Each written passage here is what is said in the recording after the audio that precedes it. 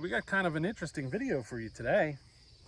So we are going to run a Husqvarna 266, and I just said Husqvarna. So there's a lot of argument out there over the way you pronounce it. Husqvarna, Husqvarna. A lot of people say Husqvarna, but I believe if you think of it in a Swedish accent, wouldn't it be more like Husqvarna or Husqvarna, something like that? I think in a Swedish accent, that would be the way. Now, I will let you guys debate that in the comments. Which way are you supposed to pronounce it?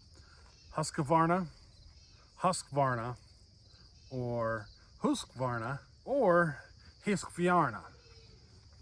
I personally think it's that last one. But my horrible Swedish accent is probably destroying the way it's supposed to be said. But anyway, on with this. Husqvarna, or Husqvarna, or whatever you want to call it, 266. This saw is actually a very early Bellhopper build. I think he built this 8+ years ago.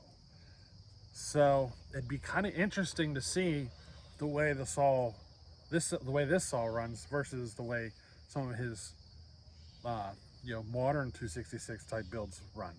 You know what I mean? Because sometimes when you build a saw and years later you're like, man, I just wish I could get back in that thing and just turn it up a little bit more or something like that. You know, you learn things along the way and you figure out ways to get more power. But sometimes it's the other way around and you're like, man, I wish I could tear into that thing. It runs better than I expect. I wonder what I did. You know what I mean? So you never know which way this saw might be for somebody like Bellhopper who built the saw. But I just thought it'd be interesting to run it, see how it runs. Again, this is one of his early builds, and I think it'd be interesting to run it and see how she does. I have this saw on loan at the moment in order to make some videos out of it. I'm really interested in the 266 platform at the moment. Just kind of thinking of things you can do. You know what I mean? See how they run. I just recently got a 60. So, some ideas are floating through my head with that one. It doesn't run at the moment, but we can do some cool things with that saw. But anyway, what do you say we go ahead and move on with this and give this 266 a run, see how she does. A very early Bellhopper build. Does he build them better now? Or is this one of those saws he wish he could figure out what he did to it just because it runs so good? You know what I mean? So let's just give it a run and see how she is. Alrighty, so let's get on with it. There's the saw sitting there in all its glory. I thought I'd show you real quick. The area is all cleaned up. I took care of this here today. I've been procrastinating and I finally took care of it all today. So we got our 2 test logs here. This is the log we're running on our sharpening technique videos. We're going to be running time cuts off of that log. And this one's for play. And we got a pile of logs down there for play. I also got another one. It's like the next section after this log, sitting down yonder here that we can continue. But yeah, I thought I'd just give you this shot real quick. What do you say we move on with this and give this 266 a little run? Woohoo! Compression! Might help choke it, huh?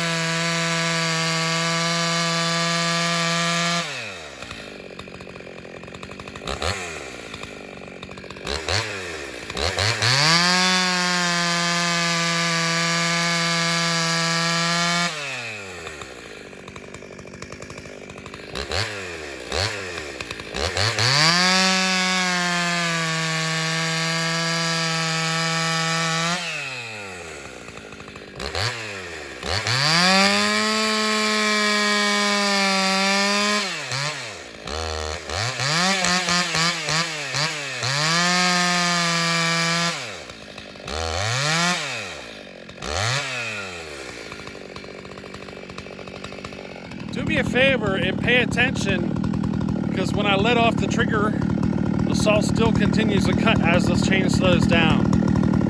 Watch that. Just to kind of give you an idea. Just to give you an idea of how well this chain is gliding through the wood.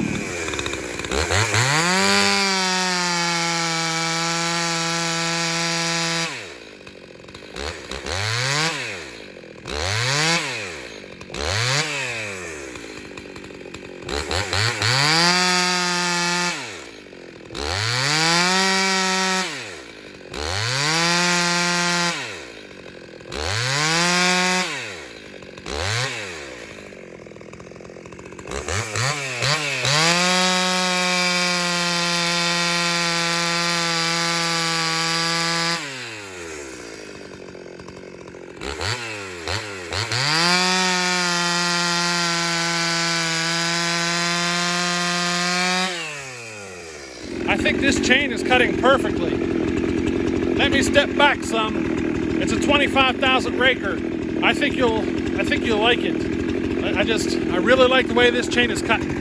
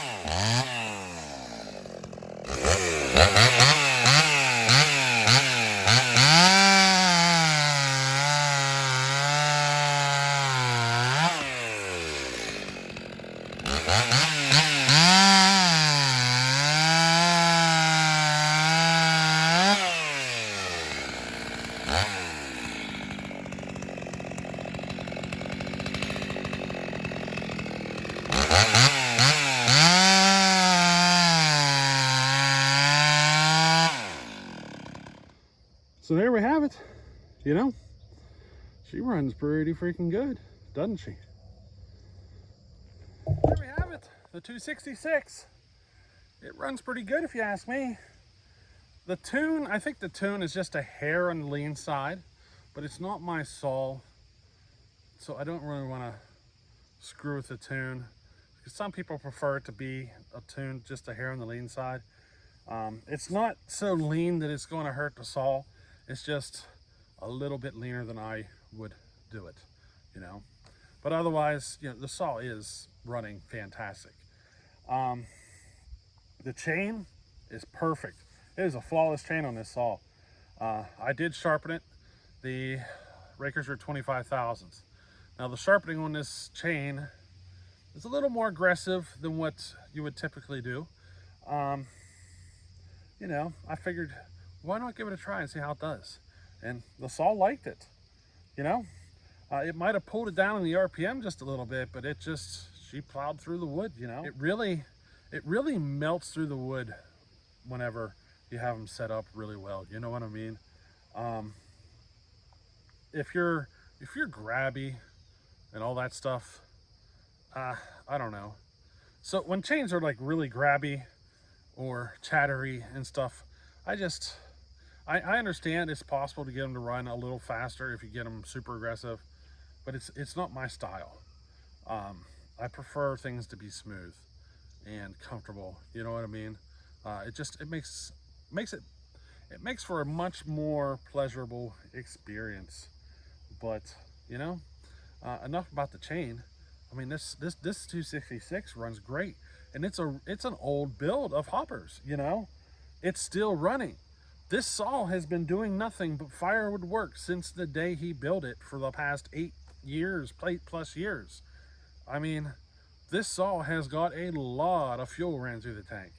So, you know, it's still ticking. So I would say he did a really good, solid build with this saw. I'm happy with it. Now, as far as the 266 platform goes, this is the first one I've ran. And I did notice they have a little bit more vibration than some other series of saws, but it's not overly vibration. You know what I mean? It's not overly. I mean, you get a lot of brand new saws that vibrate just as much as this one. So, you know, it's one of those things. Like my 372, it is a smoother run, but a little more comfortable on the back. In fact, I just pulled my back out. The only reason I'm standing here doing this, in fact, I'm not even standing right now because I pulled my back out. But the only reason I'm able to pull it off is because of the volume of ibuprofen I've taken. Without the ibuprofen, I can't stand up. It's that bad. I'm getting out of bed on hands and knees and going down the steps backwards on my hands and knees, and I'm using the steps to help push me vertical. That's how I am in the morning until I can get some ibuprofen running through the system.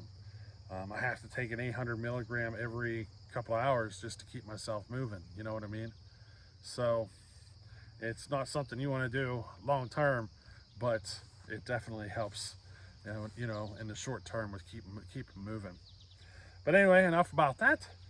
Love the 266. Hopper did a great job.